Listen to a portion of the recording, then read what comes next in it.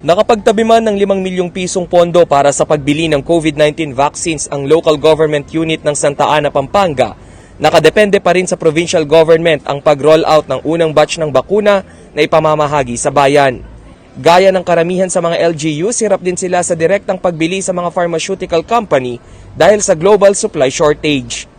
Mismong ang national government hindi makapag-secure agad ng bakuna mula sa malalaking kumpanya. Kakulangan sa pagkukuhanan ng pondo ang isa pang suliranin ngayon ng naturang LGU. Ang sa amin dito, nagpan kami ng 5M na, no, at naghahanap pa kami ng pondo para madagdagan yun. Sa huling pahayag ng provincial government ng Pampanga, walang katiyakan kung mababahagian ng lalawigan sa unang 600,000 doses ng CoronaVac na dumating sa Pilipinas noong February 28. 70% ng lampas 55,000 residents ng Santa Ana ang target na mabakunahan sa loob ng 2 hanggang 3 taon. Nagsasagawa na rin ang COVID-19 survey upang matukoy ang mga nais magpabakuna at kung sino ang pasok sa priority list.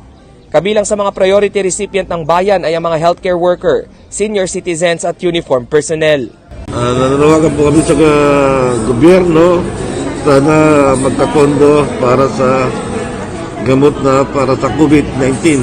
Sana may maraming pondo para sa bakuna po. Isa ang Santa Ana sa may mataas na active COVID cases sa lalawigan. Sa latest coronavirus bulletin, 92 ang confirmed cases sa bayan. 22 ang active, 4 ang namatay at 66 ang recovered. Rainiel Pawid, CLTV News.